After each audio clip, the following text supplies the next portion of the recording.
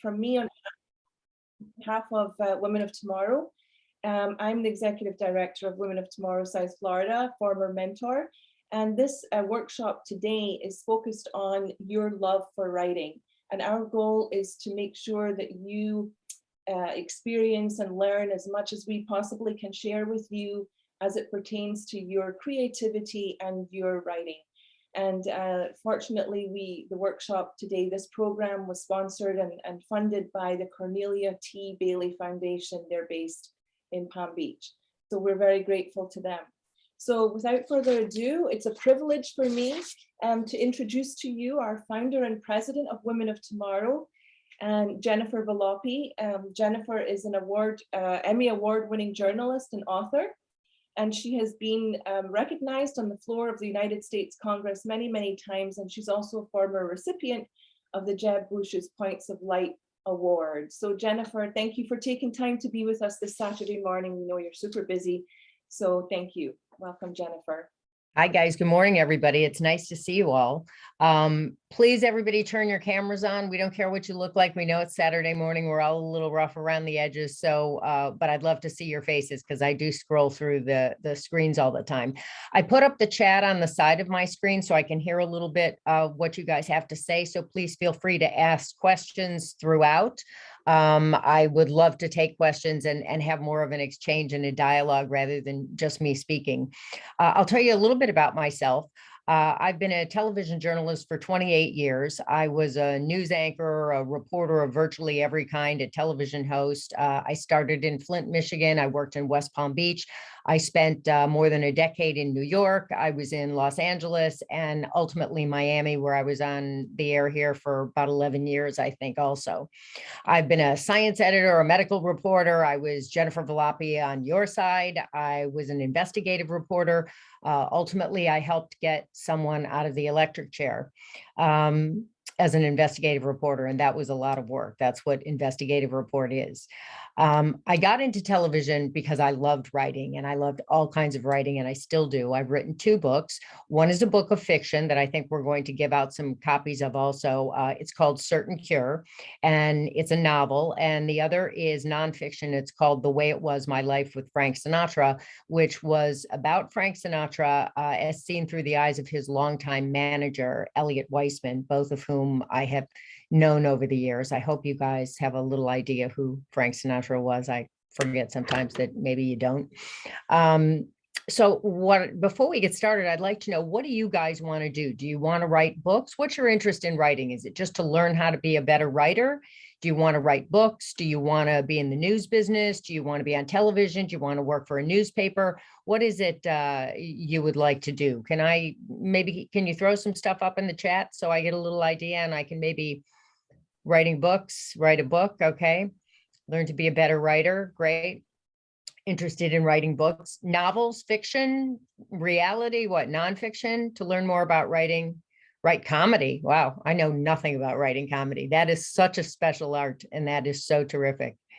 Books, writing essays, television, learn to be a better writer, write a book and TV production. Okay, nonfiction and fiction. Great. Okay. I'd love to work with a magazine or newspaper, write a book later on. That's a great way. I'm in STEM and I want to learn how to reach younger audiences and help them comprehend material. Okay. Sounds terrific. Well, okay. So let's get started. Woman without her man is nothing. Let me say it again. Woman without her man is nothing. What did you guys hear? Did you hear woman without her man is nothing? Or did you hear woman without her man is nothing? You see, the whole concept there, that sentence is so much like life. It's all about where you choose to place your emphasis. But really, it's all about how you punctuate it. So that sentence demonstrates 2 things. And when you talk about learning to be a better writer, whether it's a novel, a news story, or really a text message or an email that you're sending out to someone, when people read your writing, if you don't punctuate it properly, you can easily be misunderstood. And I think that happens so often today in text messages. They go by so fast. We're throwing in emojis rather than words, and people don't understand necessarily, or they misconstrue what you're trying to say. I always say that when you're writing something, especially if it's something important or a paper for school or whatever it is, everyone needs a good editor. It's important sometimes to take what you've written, set it on the side, come back and reread it, and you'll get a whole new perspective on it. I also think that for me, and maybe it's just my television background, and Trina can talk about that later also, but I always read everything out loud because I find that when I read it out loud, I hear it differently than when I was just reading it on the page. So those are little tips that can sometimes, basic stuff that will help in writing. The other thing about that sentence, woman without her man is nothing, is it's the importance of the opening line. Okay, all writing starts with an opening line, but all great writing starts with a great opening line. So let me throw one out for you. And by the way, you should Google great opening lines if you're interested in writing fiction in particular, because there's so many fabulous examples. But let me throw one out at you. All children except one grow up. Can anybody guess where that came from? Any ideas? What book that would be from? Anyone?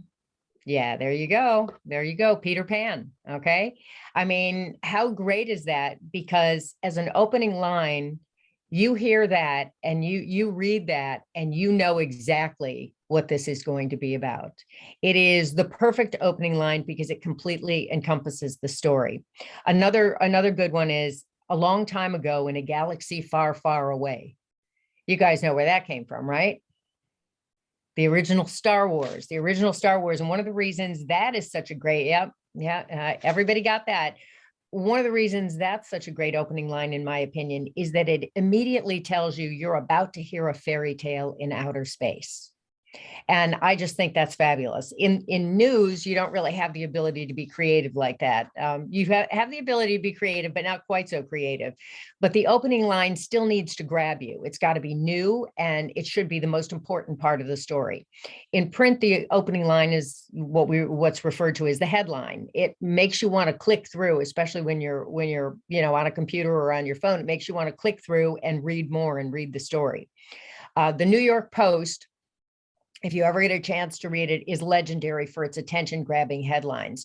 So when I was doing the news in New York, I think it was the late 80s, early 90s, when, probably before you guys were born. It was definitely before you guys were born. They had this one crazy headline that was headless body and topless bar. It was, it threw everybody back, and it was, the front page headline. It was gruesome, but it was accurate, and everybody had to read that story. And it goes down, if you Google headlines in the, notorious headlines, that's one of the first ones that always come up.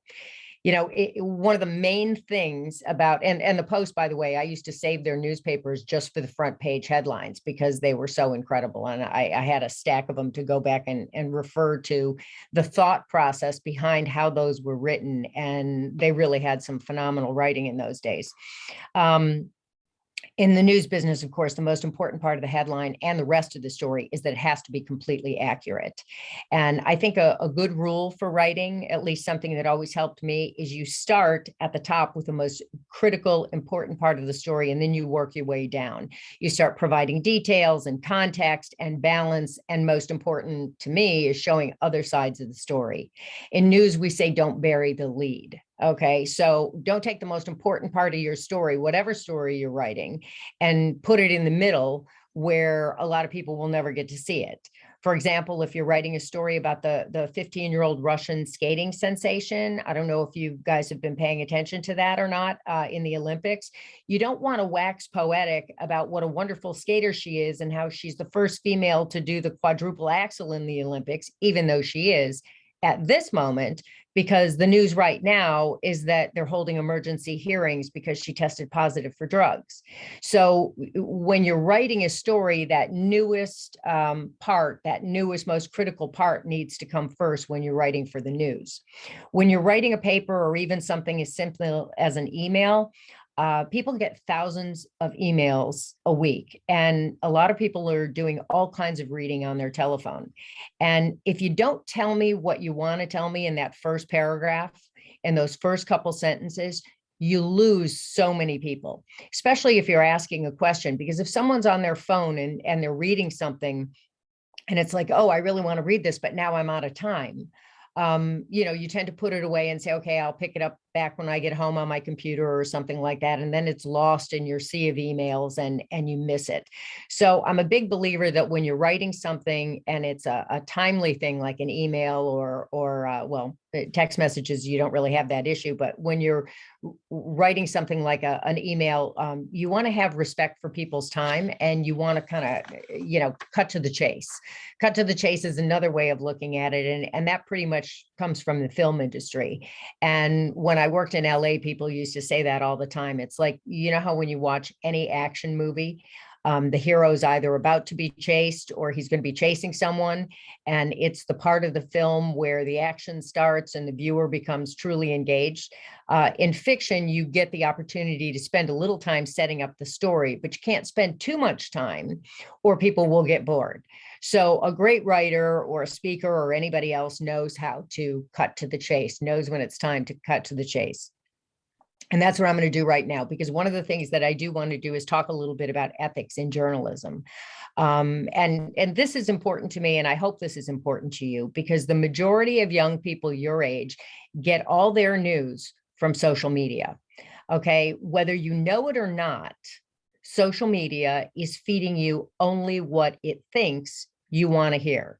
That's the way the algorithms are designed. So on Instagram, TikTok, Reddit, whatever you're reading, they're all designed to give you really just one side of the story. And that's the side that the algorithm, that the AI thinks you like. Okay. Has anybody seen the movie Social Dilemma? It's on Netflix. And it's all the people from Facebook and Instagram and all of that talking about. Okay, so cut to the chase. Okay, yes. So all about, it's all about people from Facebook and Instagram and all the rest of that coming out and saying, what social media has done and the impact that it really has on our conversations and on the news media in general, and how we get our information and the way we're looking at it. And in my opinion, it's one of the reasons why our country is very politically divided at this moment in time, because everyone's living in an information bubble where they're getting the social media, they're getting the news that they want to hear, and they're never hearing the other side of the story.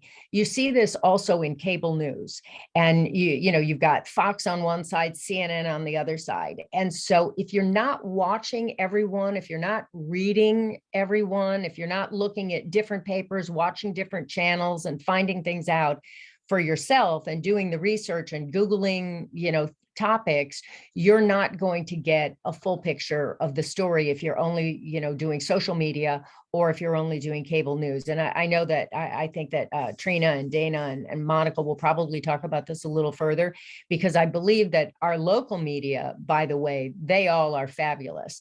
And I believe that our local media, there are so many journalists who work so hard to bring you the most accurate information they can.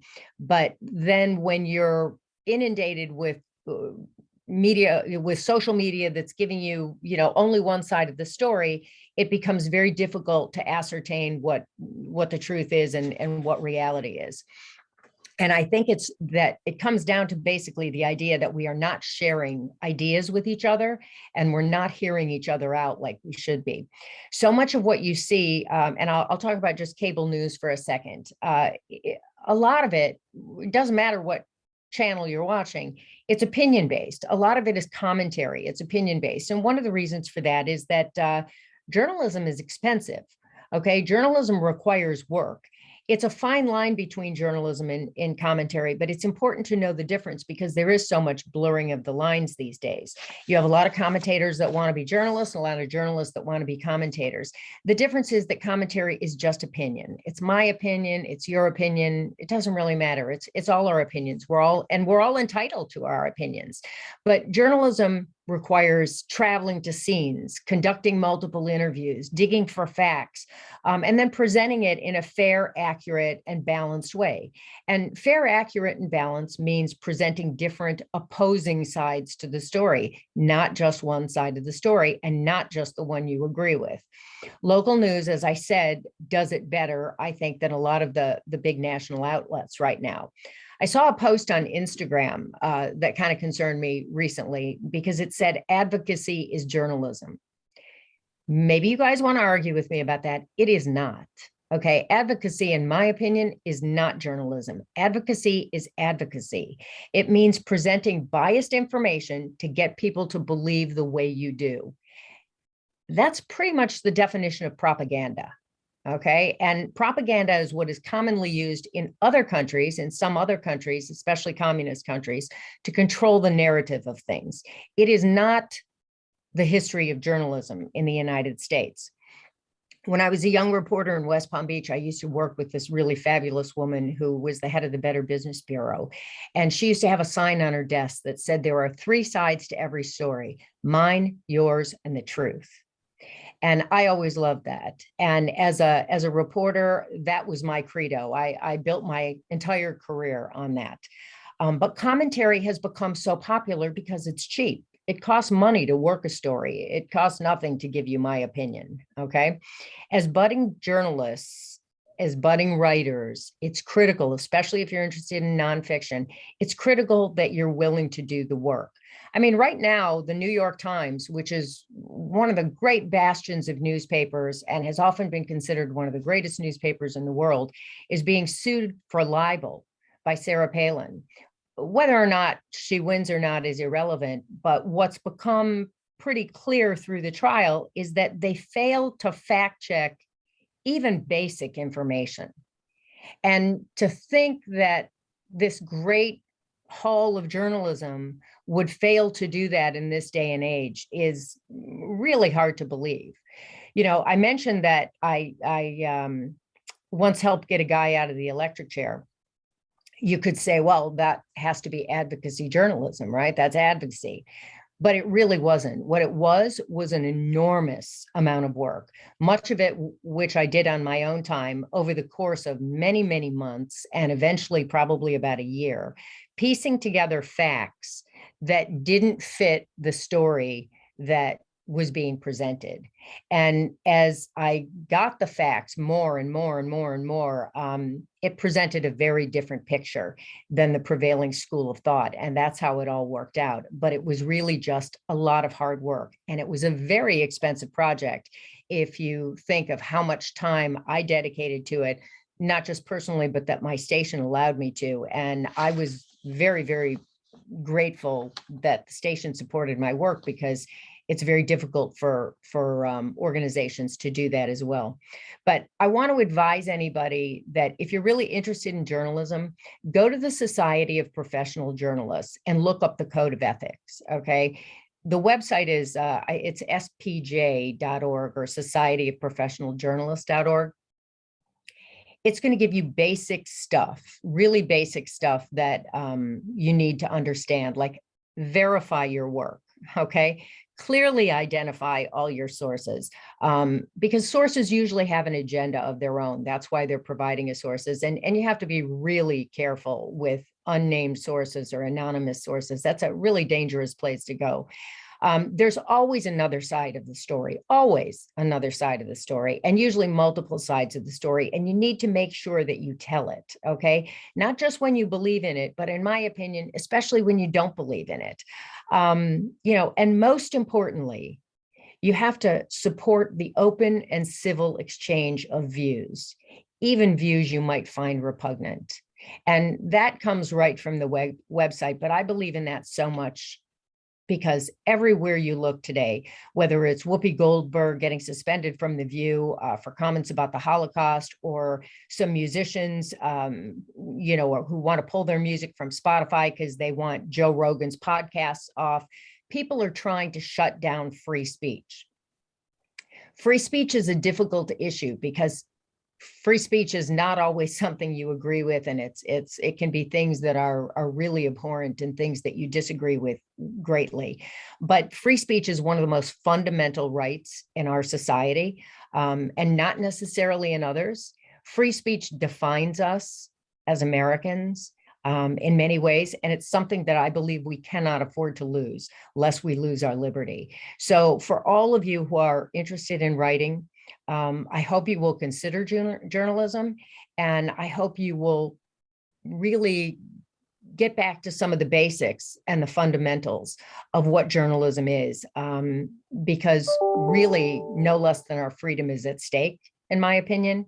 And by the way, I said, in my opinion, that's my commentary. Okay. So I'll wrap up. If anybody has any questions, I'll be happy to take them on any of those issues.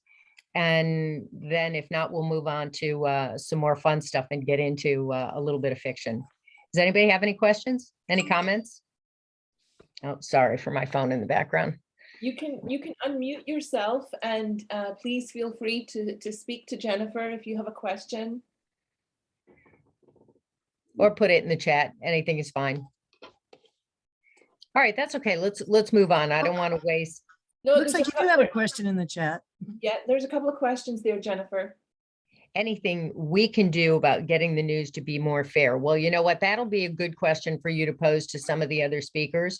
I think Monica and Trina and Dana will talk about that. The only thing I think you can do to get the news to be more fair is to, write letters to the editor, write letters to the television stations, write your emails, tell them if you see something that you think is not fair. Somebody saying, when did you know that you wanted to be a journalist? I was actually a psych major studying psychology of women, hence Women of Tomorrow, going to law school when I got into television. And I did it because I loved writing so much. And it was, I was actually trying to get a job at a newspaper, and I couldn't get the newspaper to hire me. And I found this guy at a television station in Flint, Michigan. I grew up in Detroit. And I found this guy at a television station in Flint, Michigan, who gave me an opportunity, and that was how I got started. But it was actually as I was getting ready to go to law school. So, when you're in high school, sometimes you think, well, what am I going to do with the rest of my life? And I don't know exactly what I'm going to do. You can change your mind a few times. You do have a little time. But writing is one of the most fabulous things you can do. And journalism is so critical to our society. Anything we can do about getting news to be more fair. Okay, I, responded to that. Sources you can recommend. Sources, not sure what kind of sources. Do you think a lot of the information is not fact-checked because media outlets are trying to be the first to report? Yes, because they're trying to be the first to report, but also because I think they're very short-staffed, because a lot of the big companies are pulling resources from the media outlets. And when they pull resources from the media outlets and you get short-staffed, you get rushed, you have to be competitive, you have to get out there. And also, there's a problem because there's so many outlets and so many places to get news from. When I was a kid your age, Walter Cronkite was the anchor, and I don't know if anybody's heard that name, but he was the anchor on CBS Evening News. He had probably more viewers than 10 outlets combined nowadays, because there were only three networks: CBS, ABC, and NBC. And he was such a stickler for journalism, presenting the other side of the story, that he was actually voted the most trusted man in America at one point when he was the news anchor. So things have changed a lot, and it has so much to do with the way the world is expanding, the universe, the whole virtual universe, and everything is expanding. And it is a tough position. And that's why I'm saying, for you guys as young potential journalists, to go in with the ethics and the determination and the willingness to open dialogue with people. I mean, it starts there. If you can go in with, let's talk about our differences. Let's not try and shut people down. Let's talk about the differences so I can understand your side, you can understand my side, and we can come to reasonable conclusions, because reasonable people can do that. Okay, you know what? How do you feel about people relying on social media for news related issues? I mean, it's done. You know, you guys do it. That's what your generation does. And I don't want to take up too much time because I don't want to take time from the rest of our speakers, but that is what happens.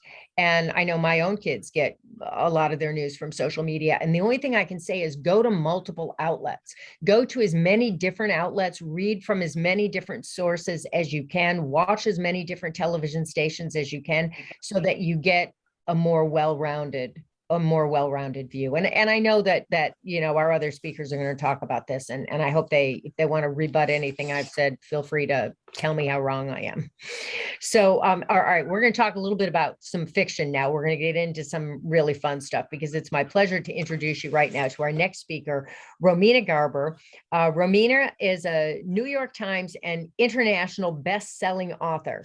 She was born in Argentina. She was raised in Miami, and she landed her first writing gig, I can't believe this, while you were still a teenager, for an article called College She Wrote, which was a weekly Sunday column for the Miami Herald. It was later picked up for national syndication. She hasn't stopped writing since. She graduated from Harvard. Welcome, Romina. I mean, honestly, you're the only person I know who actually had their own column when they were a teenager. It was So the cool. coolest experience, and especially because I got to be on Sundays across from Dave Barry, who was my idol at the time. So surreal. Thank you so much for having me. Thank you. I'm so glad to be here. I definitely want to echo what's been said about this being interactive. So, you know, please feel free to ask questions. You can jump in. I will only be able to see the beginnings of comments because I'm on my phone. So definitely feel free to jump in and ask your questions or interact. So yes, I'm from Argentina, raised right here in Miami. I went to Crop High School. I don't know if anybody from Crop is here. But I was actually just mentioning to the other speakers that I was part of the first class, the founding class of the newspaper at Crop. So we got to name it and everything. And that was such a cool experience. So, you know, born in Argentina, came here, went into ESOL classes. I don't know if any of you guys had to do that to learn English, but definitely once I got out of ESOL, I fell behind in classes and in reading, and I definitely struggled a lot with it. And so you would not maybe think immediately that I was going to be writing books in English, especially in third grade when I was using recess with Miss Balaban at Bay Harbor Elementary School, breaking down long words syllable by syllable because I really struggled. So it wasn't until fourth grade that I really felt I heard the English language for the first time, which was when Miss Liotti read to us from Shel Silverstein's Where the Sidewalk Ends. Are you guys in the comments? Are you familiar with Where the Sidewalk Ends? I love that book. I really don't think at the time I understood everything. It was more about the way that certain words could create music together. There was no instruments, there was no, you know, vocalist, and yet I heard music in these little stories and poems and ditties, you know, and so I just fell in love. So, you know, I know a lot of you said you want to write yourselves. So in the comments maybe, or out loud, however you like, what made you fall in love with writing? I see my story is very similar. What stories, what poems, what songs, what teachers, you know, what made you want to do this?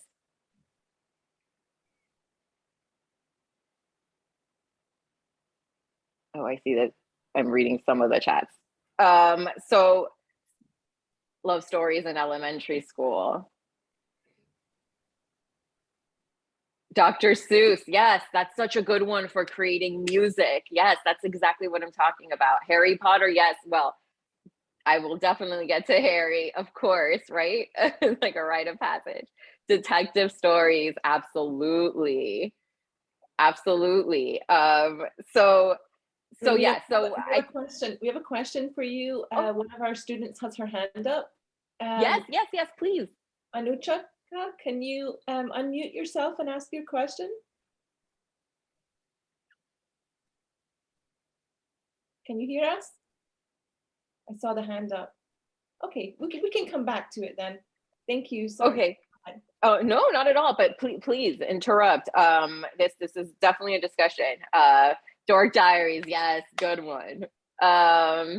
So I think, like probably many of you, I channeled that passion for writing into journalism, because as a teen in high school and everything, oh my God, goosebumps, such a good one. You know, journalism is often our best venue. Are any of you guys in school involved with your school papers here? You just say in the comments if you are or not. But that was definitely how I started writing myself for other readers, right? Because when you write for the school paper, suddenly everybody's, you know, your friends are reading your things. And that's a very different experience from just keeping all your little stories in your Barbie binder, which is totally what I did.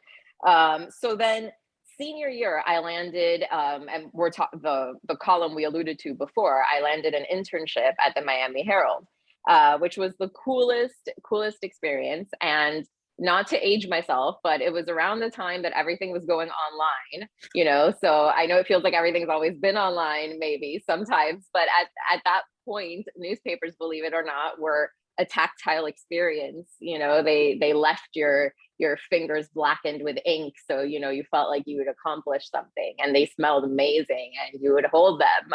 And so of course, you know, the Miami Herald, everyone was scrambling to see, okay, you know, how are we going to engage younger readers?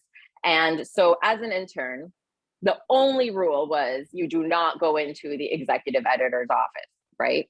So that might as well have been the beast telling Belle, go anywhere but the West Wing, because I was going to that West Wing. So of course, I found an excuse to get into his office, and I pitched him this idea that I could write a column from college so that there would be something for teens, because I felt like the reason younger audiences were reading the paper was no one was writing for us.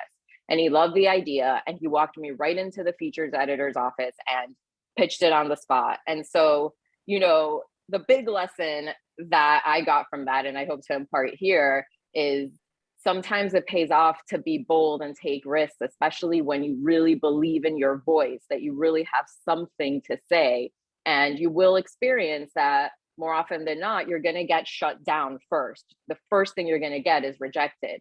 But sometimes that rejection is only in your head. And that was what was happening here. You know, if I hadn't, it's something my mom always tells me, el no ya lo tenés, which means you already have the no, right? So why not at least attempt to convert it into a yes or something else, right?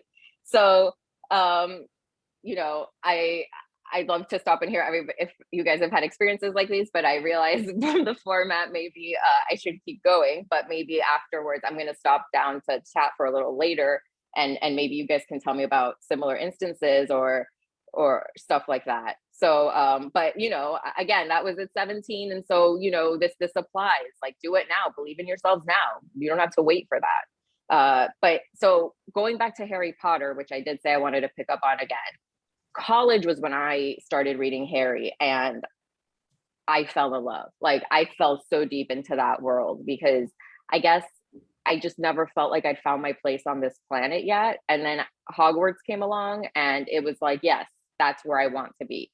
So I knew exactly the kind of writing I wanted to do. But I had a little bit of an issue, which was that I didn't see anyone else at Hogwarts that was Latina, or like his, you know, who spoke Spanish, or, you know, who kind of reflected my identity. And so I really wanted to make sure that I was writing characters that reflected me, and that I could see me, so that other teens like me could see themselves. So we'll come back to that, because that applies today. So I attempted to write my first novel. Now, until then, you know, I'd succeeded at most of the goals I set for myself, like being editor of the paper, getting that column, you know, getting it to Harvard, you know. And so I wrote my first novel and was like, all right, here we go, off to agents, let the offers roll in.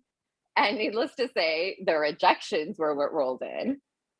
So I was like, all right, maybe a coming of age romance isn't what the market wants. So I wrote a second novel about kids with superpowers, and that was rejected.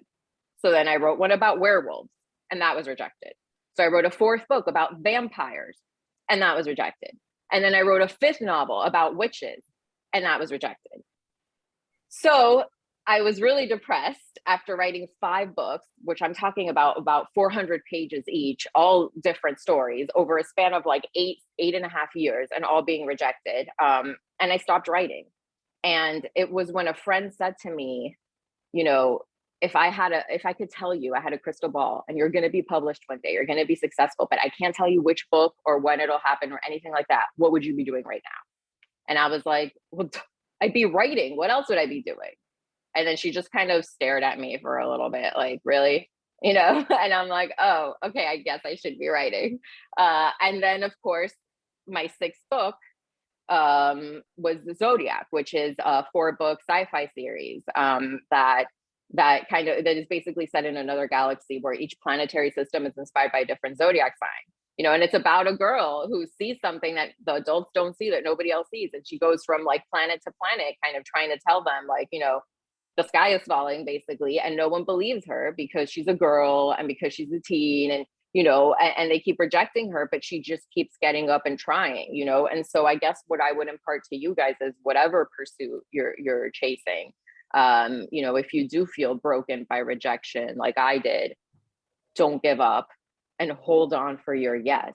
Because if I had stopped after book number 5, I wouldn't be talking to you right now, you know. So I know sometimes that sounds trite, but in this case, it's my life. So, you know, it's important. Don't give up. Trust yourself. Trust yourself in this world. Like, there's so much out there, and so many voices will crowd in, especially after you graduate. But trust yourselves above all, and don't give up, and you'll get there. So, so I guess one of the other things I wanted to talk about before opening it up to see any questions is a struggle of mine that's on the news right now. So it felt kind of topical to discuss, banned books. So I just spoke to Rolling Stone magazine about this. It was just in an article last week, which is that how I was telling you about before, that I wanted to write the book that I needed. Well, I did. I wrote Lobisona, and Lobisona is about a girl named Manu who's an immigrant here, only she's undocumented, and she grows up in Miami in hiding with her mom, both because no papers, but also because her eyes would draw too much attention. And then when her mom is arrested by ICE, she's left alone in the world. So Manu goes to pick up these clues to be like, well, who is my father, and why are we still on the run from his mysterious criminal family? And that leads her to the Everglades, of course, where she discovers this hidden species ripped from Argentine folklore, where boys are all werewolves and girls are all brujas, or witches. But Manu, as you can tell by the title, Lobisona, does not fit either grouping. She doesn't fit that binary. So this was important for me because this is all Spanglish. It's all about my traditions, my languages, my culture. And right now, it's one of the books on Congressman Matt Krause's list of 850 books that he proposes be banned. What does that mean? That means books are being challenged right now from being taught in certain school districts or being available in school libraries. And most of these are marginalized identities. And that's happening right now. And I would love to know how you guys feel about that and to talk about that a little bit, because I am feeling that. And I'm not the person I'm worried about. I'm worried about the readers like teen me who need this book, the readers I wrote this book for, who already feel like they're struggling to find their place in this world, but now are being told there's not even room on the shelf for them. And, you know, I feel horrible. I feel targeted, and I would love to know how you guys feel about this. Does anyone want to talk about it?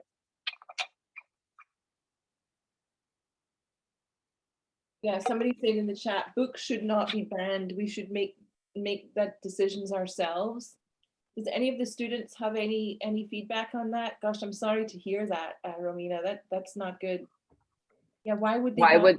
Yeah. Yes, why would it's very frustrating. I know. I think, you know, in the case of Lovisona, if I'm being honest with you, I think they just took a look at the word undocumented, and that's it. I highly doubt this man read it or his staff. But the reason, you know, the reason to ban books is because adults don't want to have uncomfortable conversations. And so they think that if you're not reading these books, they're spared these conversations. They don't seem to realize, again, keep in mind that a lot of these people grew up in a time that I'm talking about before the shift to online, that how easy it is for you to access all the information in this entire universe with one click. It's really unfortunate because if there's anything that's a danger at schools right now, I would be putting guns at the top, not books. And so right now we're facing a real big struggle because as authors, as children's books authors, I promise you, we don't do this for the glam lifestyle. It is brutal, you know, and it is we barely get by. And so it's like, we do this because we love writing for you. So most parents should feel very comfortable having us lead these conversations with you because we have you in mind and we want to be talking to you and we're constantly dialoguing with you, as opposed to you finding these things on the internet, who knows where, and feeling like you have nowhere to talk to about these feelings because nobody thinks your stories are even worth being put on the shelf. So it's a really big problem. And I think we're going to need to hear more from you guys. Anita, do you want to read me some of the comments in the chat? A couple of questions. Yeah, we have a question from Jessica. Jessica, can you go ahead? Sorry, this is Lourdes Abadi. I'm logged in as my daughter. I'm like, Jessica. There's a lot of issues that I have heard in the news about parents challenging the school district because of the books that are being, pushed on kids, and how some of these books, are sort of teaching morals and values that are not necessarily go along with the parents. So I mean, I've heard people protesting already. So I think there is an awareness. Yes, it's definitely in the news. Like I was saying, there was Rolling Stone contacted me, and it was the lead of the article was Lovisona, because this is a real issue right now and it's happening everywhere. And it's very unfortunate because, these books should be accessible to the teens who need them, and this is especially being seen right now in the LGBTQI plus community, especially because a lot of kids first want to explore their identity in the safety of a book. A book is beautiful, right? Because it's a chance for you to grow, to evolve, and it's magical because it's a secret. Nobody has to know what's going through your mind or your heart as you're reading a book, and so it's the safest space we have for people to discover themselves. And so it's really a shame. I mean, they're trying to ban Anne Frank, like we're talking, like we're getting to a point where it's like even facts are being challenged. So it's very unfortunate. One of the books, my favorite books that's come out in the last few years is The Hate You Give.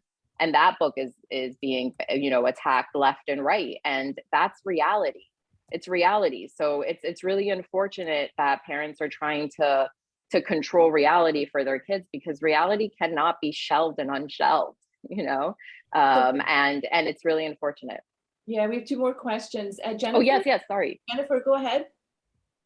I just wanted to add that I feel like these books, instead of like being banned or protested against, I feel like they should be encouraged, because I can say personally for me, growing up, I loved reading, but it was really hard to find books that I could relate to. So I think it's important that these books should be accessible to teens. Yes. Yeah, well, absolutely. You said that so well. Yeah.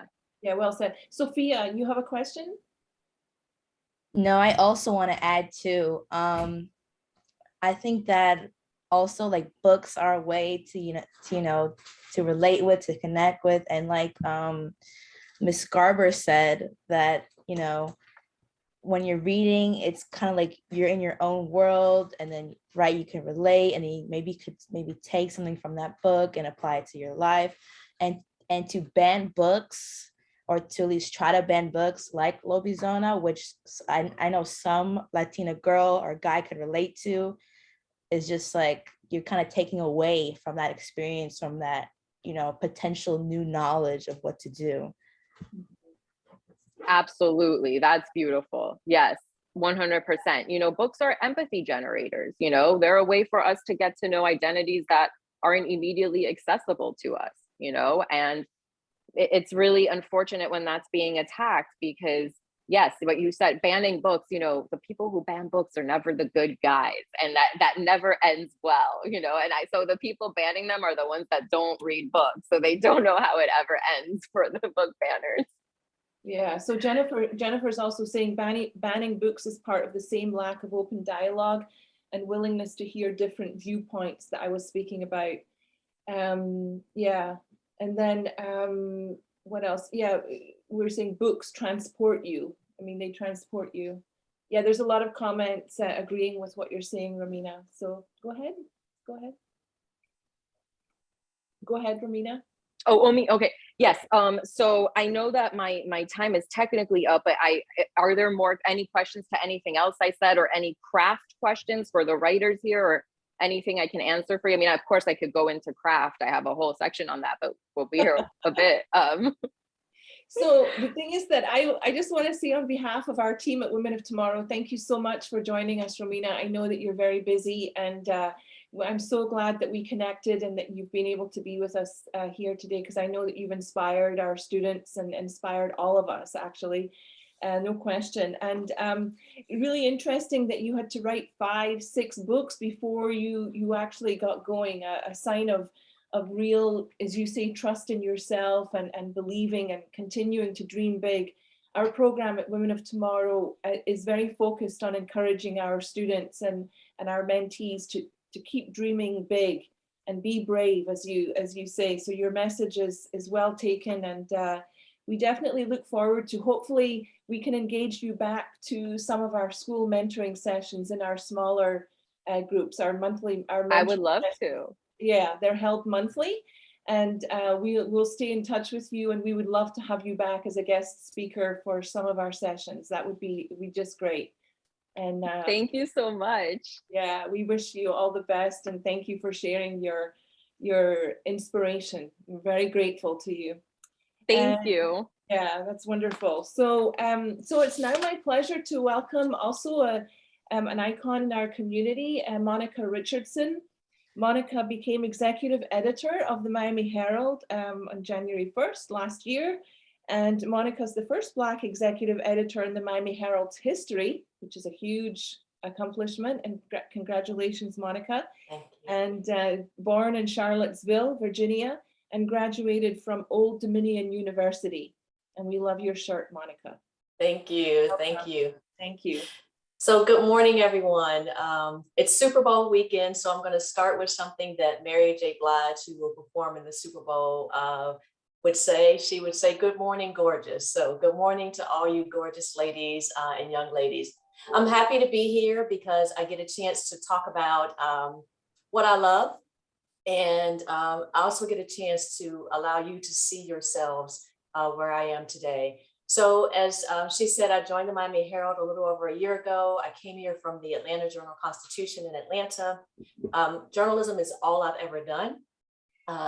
As the executive editor, I'm the executive editor of the Miami Herald. I'm also the editor of our Spanish language product, the El Nuevo Herald. That's our Spanish language newspaper and website.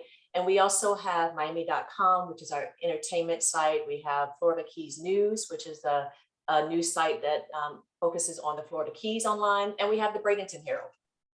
So I have been a journalist professionally for 30 years. I started it's the only thing I ever wanted to do. I started my first newspaper in middle school, and I started that after, as school administrator, went against the voice of students. And so I felt like there got to be a way for us to get our voices heard. And so I did that through a paper newspaper that I created.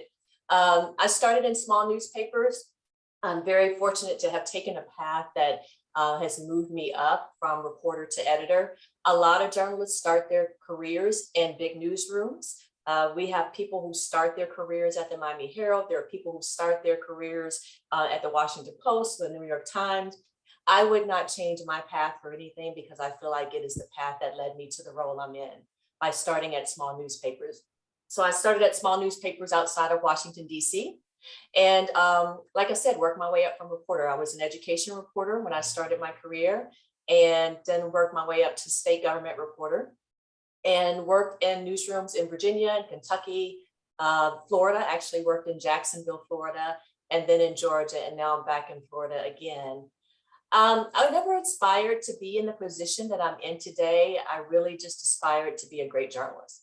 I always wanted to be someone who changed lives, and I did that through the written word. So being here in the role that I am in is truly a blessing. I get the opportunity to work with nearly 200 journalists that we have across our newsroom, about 150 or so that work for the Miami Herald and the El Nuevo Herald. There are hundreds of newspapers across the country. Very few have female executive editors, and even fewer have women of color who are in these positions. So it's very important that you all take on these roles, right? And see the opportunity to see yourselves in these positions, because we need your voice. One day I won't be the first anymore, and that's why we're here today. So newsrooms are made up of all kinds of roles. Most newsrooms are owned by a company. The Miami Herald is owned by a company known as McClatchy, and McClatchy owns 30 newsrooms across the country. A lot of people don't know that. It's not just the Miami Herald, but we have newsrooms in McClatchy across the US, and fortunate to do that because we have a very collaborative working environment across those newsrooms. The Miami Herald and the newspaper in Sacramento are the two largest that McClatchy owns. I'm going to talk a little bit about the way we're organized, because often people will say to me, oh, what do you edit? Or, what do you write? And so the way we're organized at the top, you may or may not know this, but at the top in the newsroom, we have a publisher or an executive editor. In some cases, the publisher and executive editor might be one role. In this case, the Miami Herald has an executive editor. Then we have a level of managing editors. Those are people who support me in my role, and I'll run the day-to-day of the newsroom. You will hear from one of those managing editors today from the Miami Herald. Below that, we have senior editors, and those senior editors are people who work directly with reporters. There's someone who is over politics team. There's someone who's over the sports team. So all of the content areas that we have in the newsroom, there's a level of editors who actually do the day-to-day editing and help on making the assignments to the reporters on the stories. Then you have the reporters. You have reporters, you have that cover various topics. You have columnists who write about things. You have photographers, you have data journalists. People don't realize that in a newsroom, you're not just a writer. I consider our data journalists to be scientists. They're like engineers. They can take numbers and turn them into stories. They can take data and information and drill it down into topics that we need to cover. We have artists in the room. We have people who are graphic artists. The interactives that we design are designed by designers. We have digital producers who run our website. We have people who specialize in social media. We talked about social media earlier. I don't think social media is necessarily a bad thing for journalism. It is a platform that we use to get our news out. So we need that platform, right? We know that that's where people go to get their news, but what's the source of that news? And we want to be among those sources because we believe we are the credible source of information. So there are all kinds of roles in the newsroom. Writing is just one job, but I will say this about writing. It is often the core of every role in the newsroom. Typically, everyone has started as a writer, maybe not our visual journalists, but they have some kind of passion around telling a story. They are storytellers in some way. So if you're a good storyteller, then you can be a good journalist. I'll take a minute and ask, I've talked about a lot of roles in journalism. Anita, if you could watch the chat and tell me if there are people who are interested in any of the roles that I've talked about, either in the print or digital journalism space. Again, there are so many opportunities to have a career in now print and digital journalism, not just print journalism. I think people hear the Miami Herald and they think, oh, that's that old newspaper, but we're so many other things, right? Are you seeing anything, Anita, in the chat? I don't see anything at the moment. Anybody have any questions of Monica? Or I'll keep going. Okay. I'll keep going, but I'm interested to hear if anyone is interested in print or digital journalism, and if so, what's the role that, or what are the roles that I might have said that might surprise you? So I decided, instead of dressing up today, to put on my American Needs Journalist t-shirt. And one of the things I want to ask you is what you think the job of a journalist is. So I am going to ask you to talk about this. So in the chat now, share what your thoughts of why do we need journalists, or what is the job of a journalist?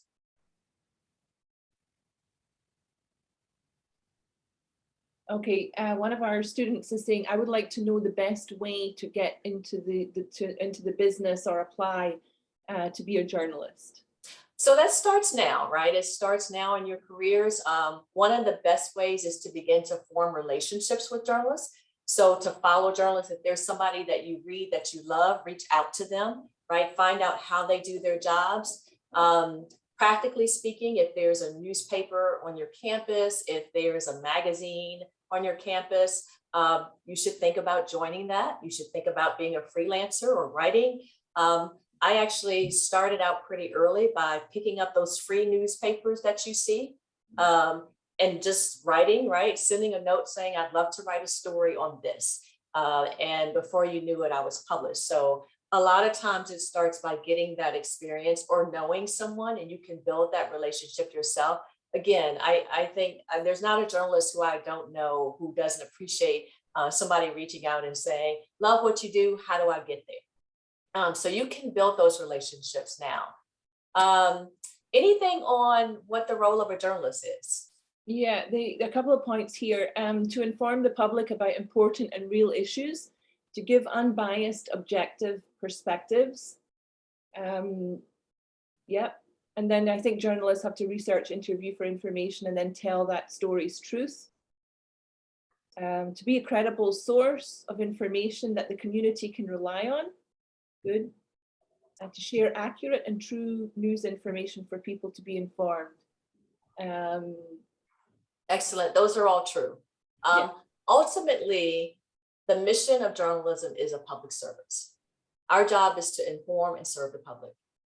We are not here for any other reason than to serve communities. We are here to provide our citizens with information that they need to make decisions about their lives, making decisions about the communities they're in, the society, the government. We hold officials accountable. And so ultimately our job is to, everything that we do at the core, we're about public service. We're a public service mission. People think that journalism and print journalism is going away, and it has in some communities. There are many communities, think about this, who have a news desert. And that means they don't have a newspaper or a television station of news to get their information from. I prefer to say, though, that we're not dying, but we're reinventing. The Miami Herald has been around for, think about this, 118 years. Most newspapers have been around that long.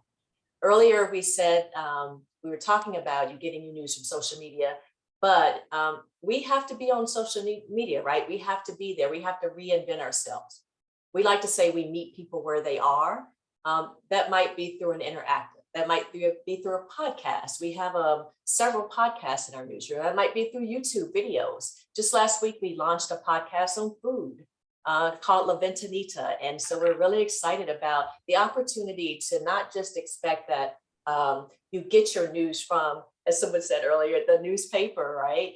But we are there to be where you are and to provide, as someone said, that credible source of information. Millions of people come to our website every day. They come to us online, or they come to us through social media sources.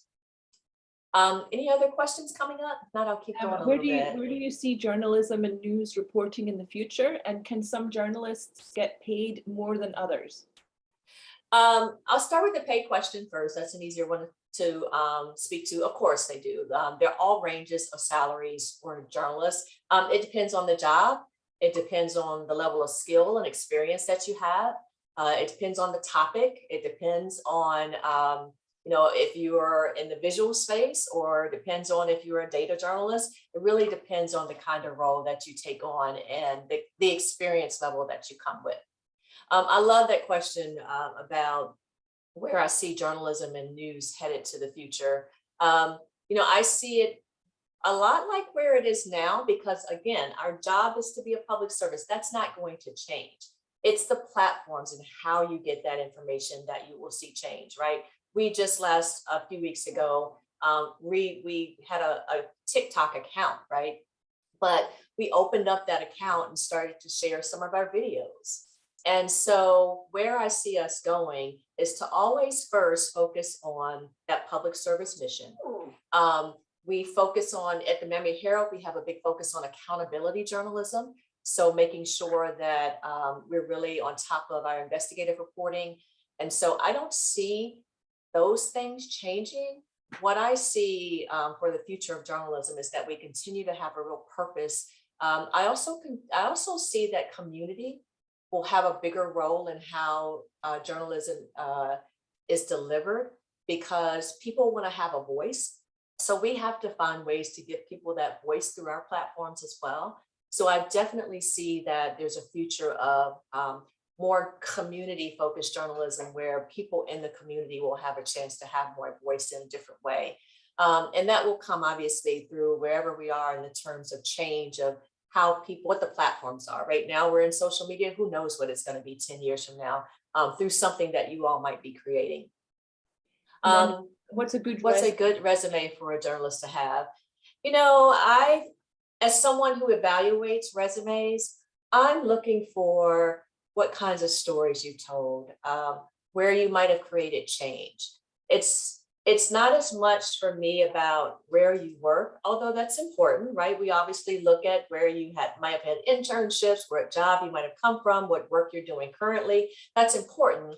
But more important to me is, are you passionate about the work that you do? Do you understand our core mission? I'm looking for a resume that speaks to the kind of storyteller you are. When I say storyteller, I mean what kind of journalism you created on your path and in your journey. And so we get all kinds of different resumes. Some of them are very traditional. They worked at this newspaper and that newspaper. Some of them, might not be directly related to the role that we have open, but are you a good journalist? If you're a good journalist, then you can cover any topic really, right? I can send you to a Heats game and you can come away with a good breaking news story. Or I can send you to cover, a lot of times through breaking news, our journalists are covering tragic events. June 24th, we had the collapse in Surfside, and our food writer was one of the writers that produced one of the best stories we had from Surfside. So it's about, when I talk about, is it, being a good storyteller, that's really what we're talking about. Okay, and then the next question is a long question. In a society that is increasingly opposed to free speech and terms like fake news being thrown around, as well as proliferation of misinformation and the aversion of facts and critical thought, how does journalism stand its ground? Do you feel the need as a journalist to defend the discipline? I feel the need for us, the way that we defend, excuse my dog, the way that we defend it is by continuing to do great work, continuing to focus on the way that we get our news, making sure it's credible, making sure that we fact check. I always say I'm not going to waste time fighting with people who don't understand what we do. My job is to make sure that the newsroom keeps providing good journalism. That's our focus.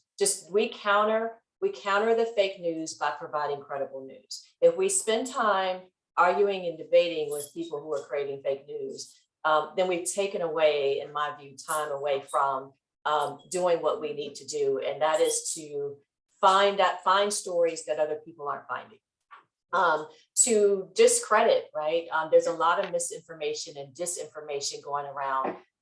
Let's take the topic of COVID, right? There's a lot of information and disinformation in the healthcare system. Our job is to keep delivering that information that's credible, and then making sure that it's distributed in the places where people will get it, and distributed in the places where they might be receiving fake news, right? How do we counter that? We counter that by delivering the news that they need. And so personally, right, and in my role, yes, I see it as a responsibility to defend the work that we do, but I do that strongly through the choices that we make and the decisions that we make in the newsroom and the kind of work that we do. Yeah. Any Right. other questions? The thing I'll leave you with is, there are all kinds of journalism organizations right now that you can be a part of as students, right? There's somebody mentioned earlier, the Society of Professional Journalists. There's the Online News Association. Florida has a number of journalism associations. NABJ, the National Association of Black Journalists, the National Association of Hispanic Journalists, AJA, the Asian Journalists Association. There's lots of ways now that you can get involved. I love the questions. I love how deep they are. That shows that you care about the work that we do. The other thing what I encourage you to do is reach out, right? Reach out to the journalists in our room and challenge us on the work that we do. Great. Monica, thank you so much. That was really terrific. And I want to just comment to what you were saying about social media. I don't mean to imply that getting news off social media is wrong. You need to look for reliable sources, and certainly of which the Miami Herald is one. And the other thing I think you need to realize is that probably the only articles you're seeing in your social media feeds are the ones that the AI thinks you agree with. So it's a good thing to go to the Miami Herald itself and read other stories as well, so that you're getting a bigger viewpoint, and go to multiple outlets. And I want to just say, because I know there's a lot of questions that we're probably not going to get to, but you can follow us all on social media. I know I'm on Instagram and Facebook and LinkedIn. I'm not on TikTok. I don't know, Monica, where you are. Are you social media? Where are you? That they can follow along, so that you can follow Yes, us I all. just dropped it in the chat, my email and my tag for everything. Perfect. So you can follow us all, and if you have further questions, I'm always happy to talk to our Women of Tomorrow girls about anything. So so feel free. And now I want to welcome one of my dear friends, Trina Robinson, a dear friend and a colleague for many years. I'm sure you've seen her on NBC6. Trina is a local anchor and news reporter here in South Florida. She's a longtime supporter of Women of Tomorrow. She's one of our board members. She's an Emmy award-winning journalist. She's had tons and tons of accolades. Most recently, the city of North Miami Beach recognized Trina for 23 years of doing stories about the community and her years of service. And Trina, I know you've done weather, as I did in the early days also, and you're an anchor, a news reporter. You've done so much great work, and you're going to talk about the TV media perspective. Yes, I am. Jennifer, thank you so much. Ladies, good morning and welcome. And I just applaud all of you for just being here, taking your Saturday to learn and to expand your horizon. So kudos to you. I grew up in Washington, D.C., which is an exciting place with all the politics and the history, but there's a really big line between rich and poor. And my family was really poor. There was no money tree in the backyard. I was raised by a single mom with 6 kids. No one had ever gone to college. She really wanted to go to college, but when she finished high school and asked her parents, could they send her? And they were like, there's just no money. So basically she was going to go and do a job as a maid. So she started getting like little training here and there, and she really didn't get her full BS in nursing until she was 60.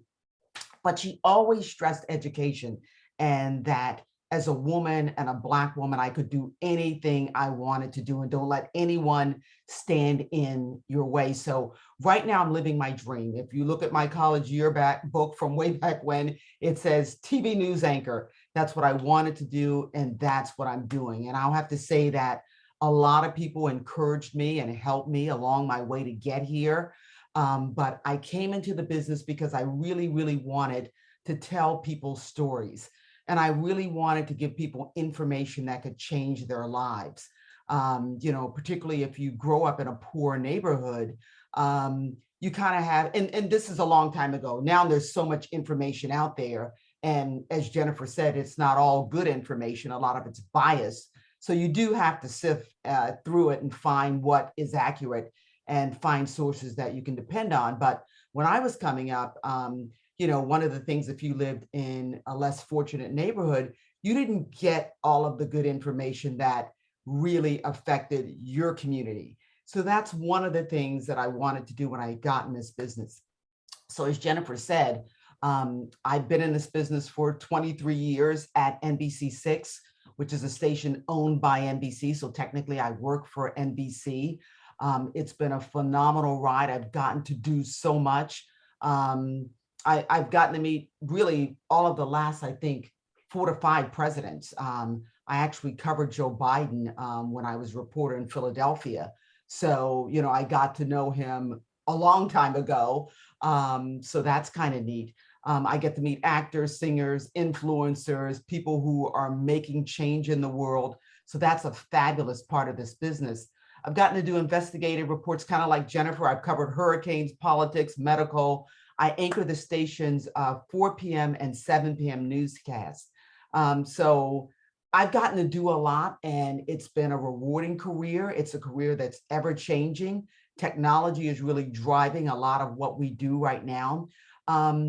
It seems like everybody else's presentation has been pretty fascinating. I thought I'd go a little bit into the nuts and bolts of TV news writing. So I'm not going to say it's going to be boring, but it is going to be a little bit different. So for broadcast news, we do something called the inverted pyramid. And Jennifer hit on some high points of journalism, but I'll give you a few more. This, of course, is a pyramid, right? I hope you guys can see that. But this is an inverted pyramid. And so what you want to really do with news when you're writing broadcast stories is start with the most important things. And you'll hear 5 W's: the who, what, when, where, why, and then you throw in the how. And so, you know, you don't necessarily want to get that all in the first sentence, but you do want to get it pretty high up. And then as you go down the pyramid, it's going to be the less important stuff. And then as you get to the bottom, it's going to be really stuff that is supporting but necessary, but not the most important. And then you want to wrap it up. So that's a quick way to look at how to do news. I'm going to put up one more little graphic here with my inverted pyramid. And there you see it. So it's the most important, less important, and then least important. So that's kind of how you can look at doing a news story. Now, our stories are really, really quick.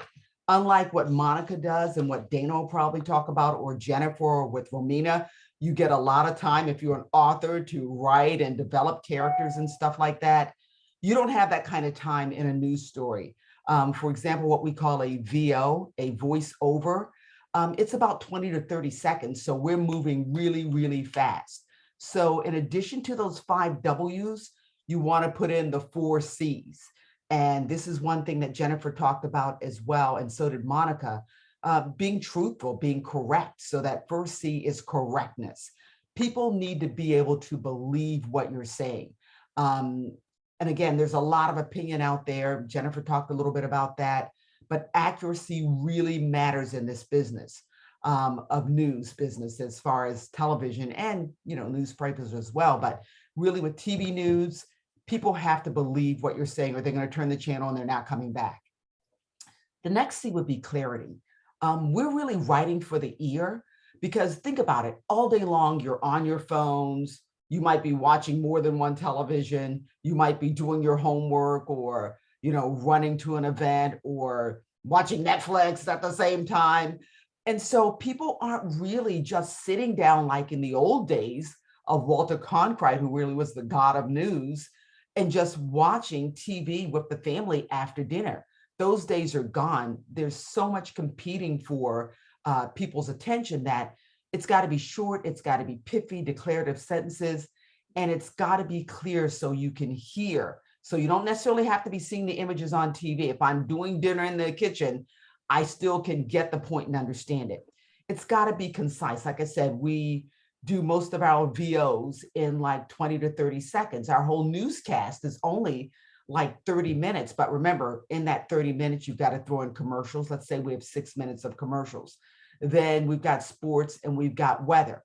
So that really only leaves about 20 minutes or less to get in news. And anybody who lives in South Florida or in Miami, there's more news than we can cover in a day. Every day, it's like a news explosion. I call this place really the news mecca. I mean, there's no place in the country where the news is more fast-paced, that there's not more of a variety of news. So there's a lot to get in. Also, you want to put some color in your writing. And that's where what, Jennifer and Romina do is really like putting some excitement in your news. And it's a little bit harder in television because you do really have to get those facts and you have a limited amount of time, but you want to make it interesting. Otherwise, when you're writing for the ear, people aren't going to care if it's a boring story.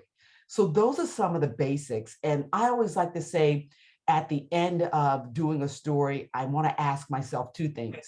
One, who cares? Does it pass the so what test that people really want to listen to the story? And as Jennifer said, a lot of us, in our newsroom, and sometimes it almost sounds like monks chanting because everybody's reading their story out loud. The writers, the anchors, the APs, everybody's kind of like, to see how it's going to sound to the viewer.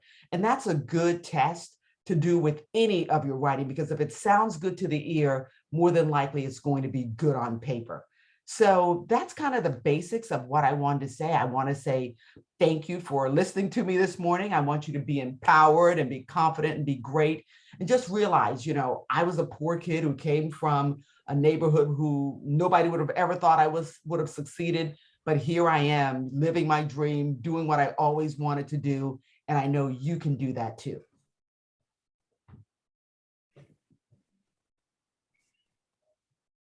Great, Trina. Thank you so much. Anybody have specific questions for Trina while we have her and in life, in real person, and not seeing her on Channel 6? I know I watch you, Trina. Oh, thank you. I've got at least two viewers, you and my mom and Jennifer. and me, don't forget me. I said Jennifer. That's great. Trina, you have such an inspiring story to tell, and you are such a great journalist. And I know you're so committed to fairness and balance and accuracy. What's your opinion on the way some kids get their news today? Is there any suggestions you have? Because I know they've been asking. Are there any suggestions you have for them to really be able to get news from good sources, or recommendations on how best to do that nowadays? I guess the biggest thing is you're going to have to ferret out what's a credible source and find a couple of them and really do your due diligence. And it's too bad that people have to work this hard to get the truth, but you're going to have to find some sources that you believe in and really, go to those and depend on those for reliable news. I hate to say it, there's just a lot of garbage out there. And a lot of it isn't real news. And I hate the fact that also a lot of people have to discern what's news, what's entertainment. It's really difficult. And so I challenge you guys just to really find some sources that don't necessarily agree with you, but that give the facts. I mean, the facts, and it can be in a colorful way, but really getting the truth and not just that person's truth. And you've got to be able to critically think through it, because sometimes even the New York Times gets it wrong, and so it's tough. But, the good news is that you have all these dedicated, journalists such as yourself, Trina. I know you are so dedicated to the profession and to getting it right. And that's really what it's all about. It's about, ultimately it comes down to the individual journalist working so hard to get it right. So true. And I would have to say, everybody beats up on social media, and I would beat up on them too. But I will say that now the great thing about the news business is there are so many voices. But again, you're just going to have to weed out the ones that are accurate, that are giving a truthful portrayal of what's happening. Back in the day, there were only just a couple of newspapers in a city, and, the three big stations, NBC, ABC, CBS. You've got a myriad of sources and resources now, but you just need to really, really look at them and not just listen to one voice. Really explore and find out who's really giving the truth, and maybe take a couple of, 4 or 5 different sources. And again, that puts a lot of work on the viewer and on the reader, but it's necessary because it's just too hard to get the truth now. Yeah. And there's a great question here. How do you handle your mental well-being when there's so much bad news out there? You know what? That's really interesting. And we actually just recently had a really, really big seminar on that, where, and in particular, the reporters who covered Surfside were really, really struggling. And then the reporters who also covered things right after the George Floyd murder. And sorry, guys, I sound a little funny. I have my retainer on and my orthodontist is saying, you gotta wear it all the time. So I sound a little funny. But after those two stories, I mean, people were almost having PTSD. It was so tough being out, for example, at Surfside, in the tremendous amount of grief from the people who had lost loved ones, and then just the wreckage and being out in the dirt and rubble every day. So I think you really have to, one, take time for yourself. You've got to, de-stress and decompose from all of it. And you really, if you're having a problem, you've got to get help. You can't just, internalize it and just keep it there, because one day it's going to just all come out. It might come out on a family member or just a breakdown at work. So the big thing I do is, I do a lot of yoga, I do Pilates, but I talk to people about the stories and how it's affecting us. And again, NBC is such a great company that we do have what's called PsychCom, where you can phone in and talk to people at any time. And then we've been having workshops on this very topic with trained counselors to get people through it. That is so great. That is so great, Trina. Thank you so much. And thank you for your questions. Wonderful. We're so fortunate to have you, as Jennifer says, in our community, and we're equally grateful to have you on our board of directors at Women of Tomorrow. Thank you for everything that you do for us. I love Women of Tomorrow. I mean, it's phenomenal. Yeah. We're changing the world. Yeah. One woman at a time. One woman at a time, as Jennifer says. Yeah, that's really great. So we have the next raffle, which is the students who won the raffle for raffle number 2 will receive an Amazon gift card. So with technology being the way it is, we'll be able to email it to you on Monday.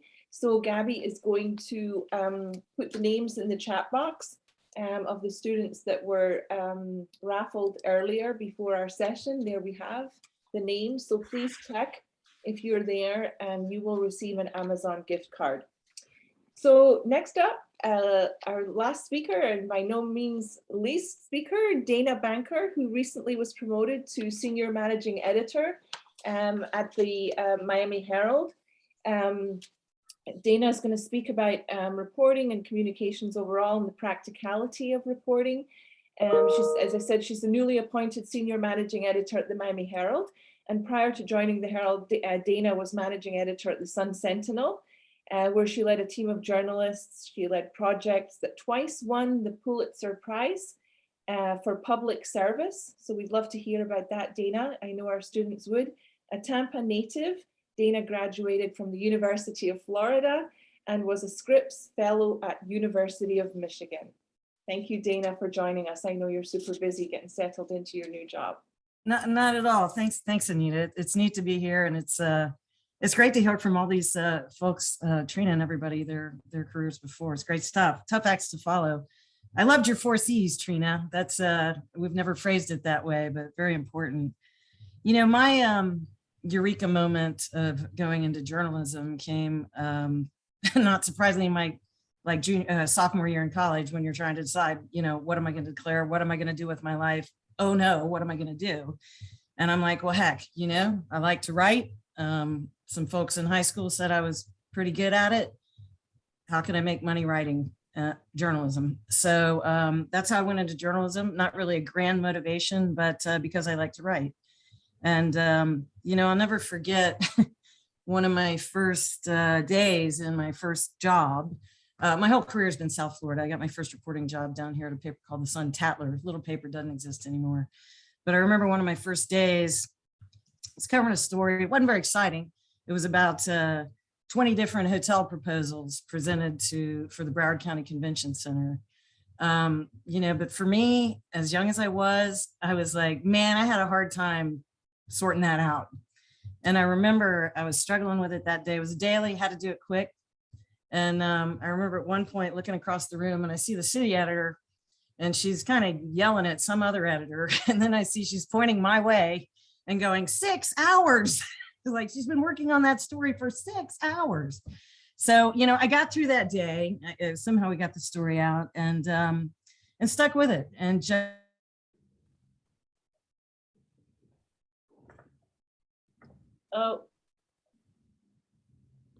just kept writing. Did I buffer out? So I just stuck with it and things worked out pretty well. So I think we've had a lot of good information today, but I did want to talk a little bit about just kind of the craft of writing. A lot of what you hear from Trina and everyone, inverted pyramid, yes, we all do these things. I think in news writing in particular, it used to be the lead was the most important place where you've really got to grab people's attention. I'd say in the internet age now, it's the headline that begins with your headline.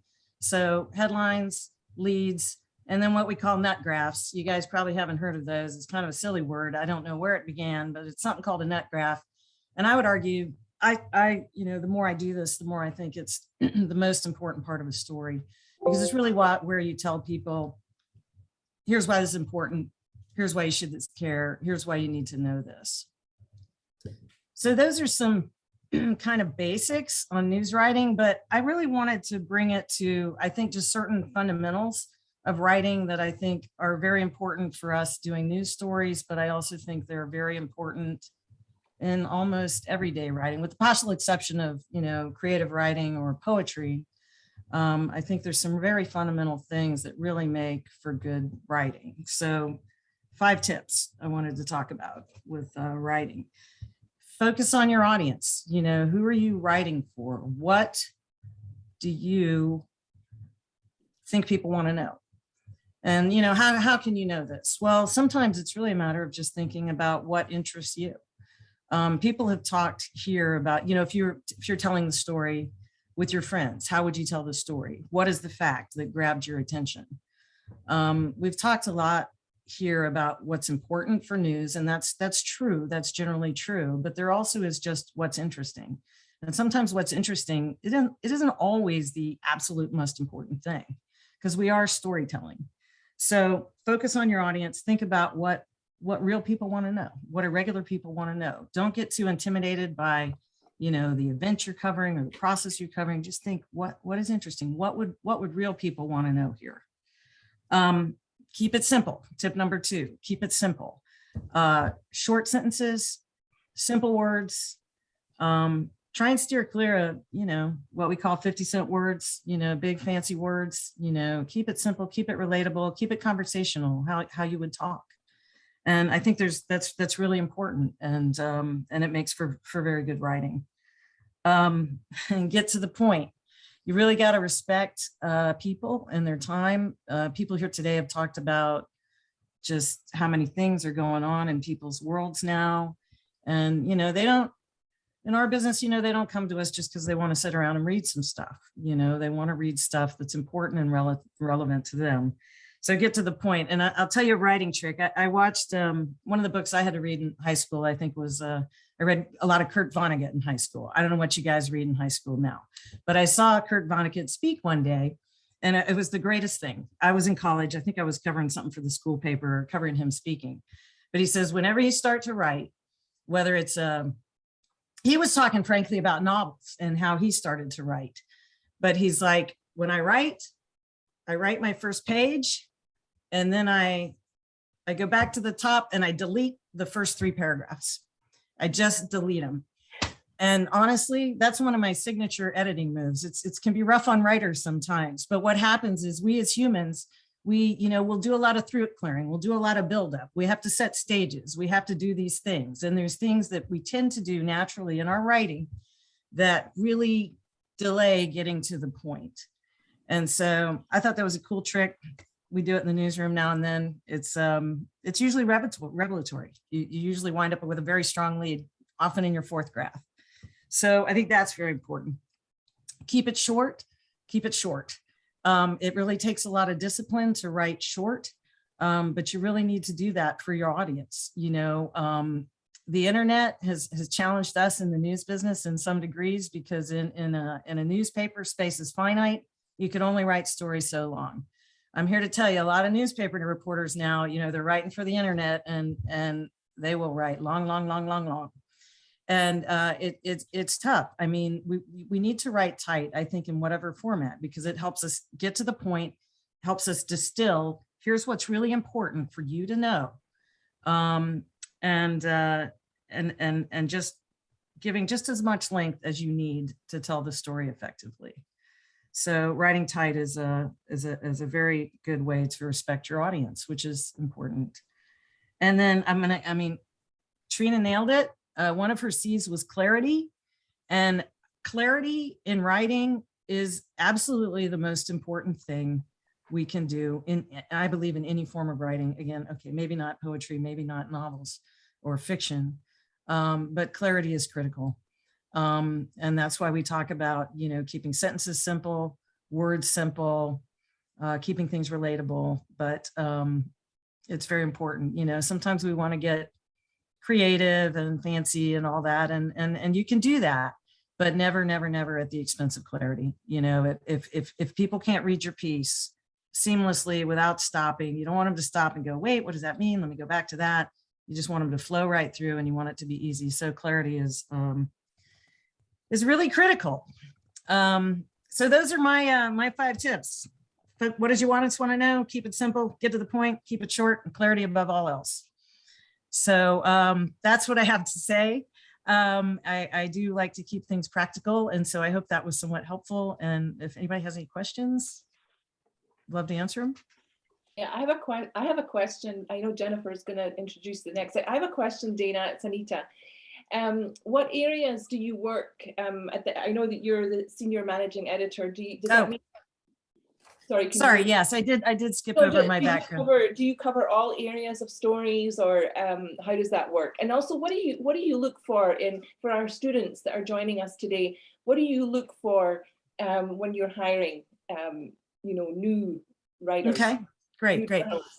Yes, and my job is the managing editor is basically that's who kind of runs the nuts and the bolts of the newsroom, and so I'm over.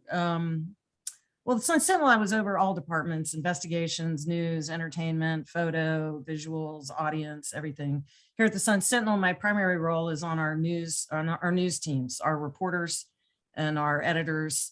Our reporters, our writers and editors. So that's my main focus, and that would include everything from investigations to politics to breaking news, our real news team, to entertainment, which is a great bunch of fun too. So I love them all. I mean, it's one of the great parts of my job now is that because most of my career was in hard news.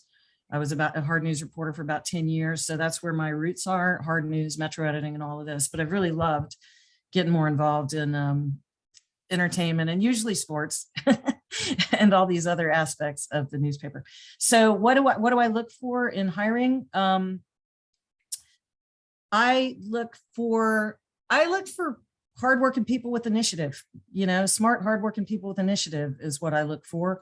And particularly when we're looking at people with less experience, right? You're only going to have so much of a track record, but obviously, we're even though I didn't do internships, I was very lucky. I didn't do internships. I'm not sure you can get away with that nowadays. So I really would look for internships, because that shows people like me that you have functioned in a daily real world environment. And I'm telling you, if you study journalism, and I know only so many of you are interested in journalism, what you learn in school is great, but when you get your first job, you will realize what you learned in school was hardly anything. I learned so much my first 6 months of journalism. It was like more than I would have learned in 10 years of college. So I think I've digressed from the point, but yeah, internships are good. As I think Monica said, get yourself published however you can, freelancing or however else at one of your local news operations, and show us that you can do stuff on deadline. A lot of what we see with less experienced people or people coming straight out of college is that you have a lot of features that you've worked on over time. One thing people like me look for is, what evidence of how can I see that you've done something fast? Like I did that horrible day with that terrible story when that editor yelled at me. I mean, those are the kind of things that those are some things we look for. But you know, we know when we hire people with not a ton of experience that there's room to grow, and we look for that room to grow. And a lot of where we see that is in, you know, kind of in your initiative, your ideas, your enthusiasm. So those are some things I look for. Great, thank you. Thank you. Jennifer? That's terrific, Dana. Thank you so much, and thank you for reminding us. You know, all writing, no matter what kind of writing it is, all writing is ultimately storytelling. And as far Right. as I'm concerned, there are no boring stories. There's just boring ways of telling them. So Yeah. you really, you know, you just have to get creative about what you're doing. Thanks so much for spending time with us and for being such a valuable part of this community. So we're going to introduce right now a workshop session. We're going to start. We're going to invite all of our students to go in. This is a fun exercise. It's not a test. I hope you guys have a great time with it. We're going to give you a little bit of a writing assignment. You're going to break off into counties, and you're going to have a little bit of a writing assignment that has been worked up through I believe you guys at the Herald helped us do this at Women of Tomorrow, where we're going to ask you to write a short story in some either a news story you can select or fiction. And I think it should be a lot of fun. And each student that returns the writing assignment is going to receive a prize from Women of Tomorrow, either a journal or a copy of The Voice, which is a biography by Eureka, Ubando, which is one of our mentors. And it's basically a 300-word exercise. So go ahead and break off now into your sessions. And it was great to see all you guys. All the budding journalists. And don't forget to follow everybody on social media, because honestly, it's the best place to ask questions if you start thinking about them later, and you can reach out, and I'm sure everybody is happy to respond. Thank you so much, Jennifer. Here's Tara. I'm right here. Okay, great. Tara was sharing her story. Tara, you are really deep into this story. Yeah, I was. Prompt number 1, you've got it. You are all set. You just need to hit submit. Okay, I will. Thank you. I think you have a future. You definitely have a future in writing. Most definitely, you have a future career in writing. Wait, seriously? I never considered it. I think so. I think you're gonna be writing fiction. I can see it. Don't you feel that yourself? No, I take writing more as a hobby than a career. But thank you. Yeah, very creative. Really, really great. Wishing you continued success. What school are you at, Tara? Fort Lauderdale High School. Fort Lauderdale High School. Okay, good to know. Okay, Sophia, did you want to share your story? Yeah, oh my God, I submitted it though. But anyway, Oh, you did. I did prompt number 2, and I was doing the email, and I was basically saying how, like, you know, I was like, hello, I made up names. I was like, hello, Shara, I think LaRose, and then Greg. It's my first day at Camp Lunario, super excited. It's an unrepeatable experience for the first day. And then I was talking about how they had orientation, and they showed us the campus and the housing, and then we had icebreaker activities.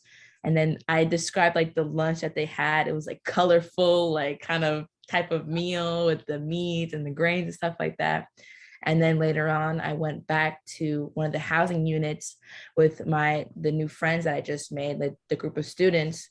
And we were just sitting in the hotel. And then someone brings up this like kind of odd, kind of horror story at the end of the night. He's saying that I made a name for like the group of people there, like the natives. They were called Lumisons. I just made it up. I don't know. So he was saying that the Lumisons, you know, were planning to keep a few students held back after the program was done to kind of experiment, and they plan to upgrade the people on Earth. And then, you know, at first I thought that, oh, that's just like one of those horror stories you see at night. But then I was thinking, what was that injection that they gave me before I went into the camp? And then I just ended the email. I was like, anyways, I'll see you soon. Like kind of like that, kind of little bit of a cliffhanger, you know, just a little bit like a thought in there. Yeah. But yeah, that was my story. Oh, that's great. That's great. Gosh, you guys are really, did anybody choose option 3? So nobody was writing about the octuplets and the news story. Oh, Cambria. Yeah, Cambria. Yeah, I kind of like went a little, well, I haven't written that much. I wrote just a few sentences, but I was like wanting to kind of go a little crazy because that's such a rare thing to happen. So I'm kind of basing it off of as if this woman goes through like a science study, and she's pregnant with one baby, but really early on, and it goes wrong and like multiplies to 8 babies. So now this is like a catastrophic story of like she had 1 baby and now she has 8, right? And it's like a news story. So yeah. So that's yeah, that's great. So but yeah, take your time. You can finalize over the weekend and then submit Okay. it. Yeah, for sure. Okay. No, that's great. So Gabby, how was your group? We had a very participatory group. Our group was good. We had an alumni in our group, which was very fun. I mentioned how we're trying to expand our alumni network, and it's great to see the alumni connect with current mentees. I played some relaxing music so they can focus on writing, and I'm excited to read them when we have a chance. Yeah, that's great. That's really great. We were talking. I didn't play relaxing music. I kept them talking. Just, but that's great. That's such a nice thing. So anyway, does anybody have any questions? I hope that you will take a few minutes to share some of your creative with us. It's not going anywhere. All we're going to do is we're going to receive your submissions and then we're going to send you a lovely gift. Gabby was given a wonderful gift of some lovely journals that we have at the office. They're beautiful. So we're going to be sending you a journal. Gabby and Ben will take care of mailing them out in the next week or so. So you should have them in the next couple of weeks at the latest. So, the purpose of today's session, I thought that a number of students would leave when we had to do the little essay piece, which I understand, and people have jobs to go to and all of that. But for those of you who stayed, we really appreciate it. And we also hope that, it generates a little creative thought process, outside of school.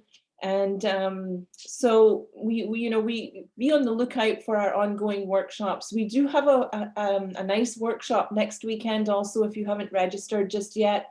We have a financial planning workshop. It's going to be interactive, a fun session also, not serious, no tests, nothing like that. And some really good information in that workshop also. So we have a last raffle. And Gabby will put the names in the chat. And we have another book that Jennifer, our president, wrote, which is called A Certain Cure, Where Science Meets Religion. And also the one that she referred to, Without a Voice, A Woman's Journey to Resiliency. That's a great book. I'm not sure, is anybody here? Does anybody have Eureka Ubando as your mentor at Women of Tomorrow? I can't remember what school she's in, where she's mentoring. She's at Plantation High School. Oh, Plantation High School. Thanks, Benjamin. So anybody, if anybody's from Plantation High School. Anyway, Eureka Ubando is a mentor, and she graciously gave us copies of her book. So we'll be sending out the book. If you don't see your name there, not to worry, because if you submit a little essay, you're going to get the best gifts. I think that the books are great gifts, and the Amazon cards are good too, but the journals are lovely. They're beautiful. So does anybody else have any questions of Women of Tomorrow? I hope you enjoy your monthly mentoring sessions. I hope you're enjoying your group at Women of Tomorrow and you find it beneficial. Sophia, yeah, you have a question, Sophia? I don't have a question, but I have just something to say. I think that this workshop was like really amazing. You know, I'm not someone who like reads a lot, but I do have to write essays like for school, or sometimes I just want to write essays for my educational future. And I think that this gave me like a lot of good tips and opened up my mind, because, you know, before I was like, you know, if I want to know how to write, I'm gonna have to learn from like someone who also writes essays, but that's actually not the case, because then we had the news reporters, Miss Robinson, and then we had Miss Baker, Yeah, and they give us tips on how to, like, you know, get straight to the point, and also just write a good kind of story, you know, from your perspective. So I think that was just really eye-opening, gave me new perspective, new viewpoint. And it was just, and the interactive part, the prompts are really fun as well. So that was great. That's great, Sophia. Sophia, what school are you at in your mentoring? I'm in Atlantic Technical High School, Technical College and Technical High School in Margate. Okay, very good. So yeah, we're so happy that you enjoyed it, because the thing is that, you know, I am not a natural writer myself, but the last few years I found writing very cathartic. It's very therapeutic. It's very, and it does definitely builds on your creative, you know. Yeah. And it's Romina. I think Romina's story is something pretty exceptional. You know, and then Trina's story also, you know, it's a short story. You have to do a story in 20 seconds, 30 seconds. So yeah, if you're a good storyteller, then yeah, I think it's very, very nurturing. So I'm really happy that you enjoyed it. And we're also going to, all of the speakers offered to be available as a guest speaker to join our monthly mentoring sessions. So we can always schedule for them to come back. So, you know, if you want to mention to your school coordinator or the mentors in one of your sessions, you'd love to have this lady back, Romina definitely will be available, and so will the ladies from the Miami Herald. And we can always arrange for Jennifer. Jennifer's schedule is a little busier, but we can always arrange to bring her back. Trina is a little harder, but you know, if we don't ask, we don't get. So by all means, definitely, if you want them back, we'll try and help coordinate that. And also, I feel like especially Miss Robinson and then Miss Garber, like their past are also their own stories, right? So they kind of have like that, and then it translates into their job, you know what I mean? So like Miss Garber had trouble like learning the language and didn't really quite fit in. Yeah. And that's her story. So then she made Lobisona, I think that's the name of it. And that's kind of like her thing, and to help other girls who feel that way. That's just one example. Yeah, no, for sure. And we at Women of Tomorrow, we try our best to try and bring people to you who have a story like that they can share, so that you know that you can be that person one day. There's nothing to stop you. There's absolutely nothing to stop you. Dream big, be courageous, and think out of the box, and don't limit yourself. Don't limit yourself at all. Definitely, you know, because there's other people like Romina and other people who have been in your shoes. So absolutely. I'm so happy that you found it helpful, Sophia. That's wonderful. So Fatima is looking for a job. That's the biggest struggle, finding a good job in journalist field. Yeah, we'll be sure to share any resources that we have, if we have any. So you worked at Heart Radio. What did you do at Heart Radio, Fatima?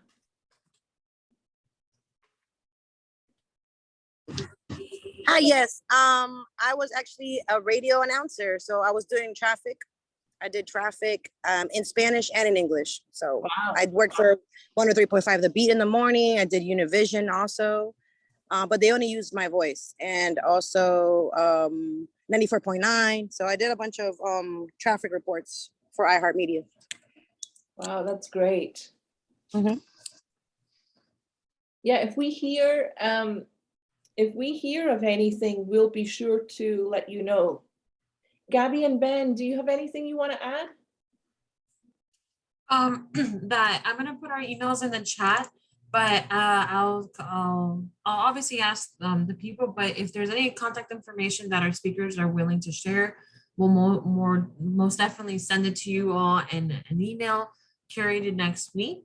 A recap of the session, and if you have any questions or you would like to get in contact with someone in specific that we had as a speaker, you could always reach out to me and Ben. And we can connect you as best as we can. So I'm gonna put our emails in the chat. You're more than welcome to save it and just contact us whenever you have any questions. Yeah, that's great.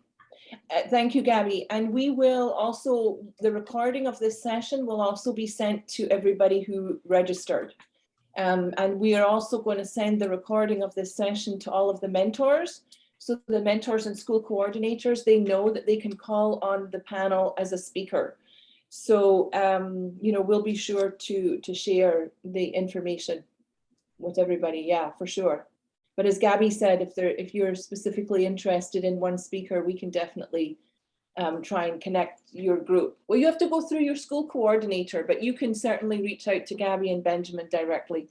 Ben, maybe, or Gabby, one of you can put Ben's contact information in the chat also. So that's great. So we thank you all so much for staying with us, for sticking with us. And we really hope you enjoy the rest of your weekend. And again, if you're not registered for the financial workshop next week and you're available, actually, can we put Gabby, can you grab the link for the financial workshop? Yeah, I'll pull it up right now. Thank you. No problem. We just take the opportunity. And then also in April, we're going to have a career discovery summit on a Saturday morning, which we're working on getting the speakers. And while Gabby's doing that, does anybody have a specific speaker or business of interest that you would like to hear from? We have a number of speakers that we're working with, but do you have Tara? Yeah, go ahead, Tara. Hi, I have a question. So I'm pretty sure you guys do like the meetings by fields, right? The what? By fields, like the meetings we have are usually per fields. Like this time we did writing, and I'm pretty sure we've done financial. So are you guys gonna look into the health soon anytime? Oh my gosh, the health field anytime soon? Yeah, so in December, we did a mindfulness and well-being summit, self-care, mindfulness, well-being. The healthcare, would you like to hear from a speaker in the healthcare industry? From what perspective? What do you mean in what perspective? Right, would you want to hear from somebody in the healthcare administrative, human resources, or a cardiologist, or a pediatrician? Or yes, definitely a cardiologist, an oncologist, a pediatrician. Any one of those would be fine. Okay. Okay. Thank you so much. Of course, thank you. And I can't wait to see you on screen. You're gonna be a star. Thank you so much. As soon as I do my hair, I will. I got you. Okay, great. Oh, Sophia, yeah, go ahead, Sophia. I know, so at my school, there was, I think the first Women of Tomorrow meeting we had was with Miss Foster, and she was she did was it at Oracle she worked at? She was like computer science or the solutions, one of those jobs. I would like to see someone with like kind of a technical background in a way. It doesn't have to be anything specific, but something to do with technology, like that they work in or that they kind of manage, someone like that. Yeah, that would be kind of cool if you guys could pull a few strings. Yes, we have somebody in mind from that perspective. I'm in touch with the Chief Information Officer at the Miami Dolphins. So hopefully I'm looking to see if we can bring her in. So that would be great. Yeah. Okay, great. Well, thank you, Cambria. Thank you so much. Finish your octuplet story. And thanks, everyone. I was actually gonna ask, like how alumni could be more involved with Women of Tomorrow, because I would love to like be like, this is my first time being a part of it since high school. So Yeah, or so you're an actual alum. yes. Okay, Yeah. great. Yes. So the thing is, thank you for letting me know. I wasn't sure if you were a student. So we are in the process of setting up the alumni network. So, Okay. yeah, so it's in its infancy. It's starting off, and we're in the process of trying to find our former students. So there are going to be a lot more events and things that you're going to be invited to, involved with. And most definitely, little by little, you'll hear more from us from the alumni perspective, most definitely. But Okay, in the meantime, yeah, in the meantime, we're definitely inviting as much as possible our alumni to our current programs, because people like yourself that are, you know, recently out of school and all of that, you might want to still join us. But the alumni network is taking off. It's going to be a big deal at Women of Tomorrow. Okay. Yeah, thank you. Thank you. Okay, great. So have a wonderful weekend, and thank you for everything. And as Gabby mentioned, her contact information is in the chat, and Benjamin, his email is also there. I can give you mine if you want, but Ben and Gabby are really your day-to-day contacts. But we're here for you. We're here for your ideas, and keep believing in yourself. Have a great weekend, everybody. Have a great weekend, guys. You too. Thank you, Ben and Gabby. No problem. Have a great weekend. Stay safe. You too. Thanks, Ben. Bye, Ben.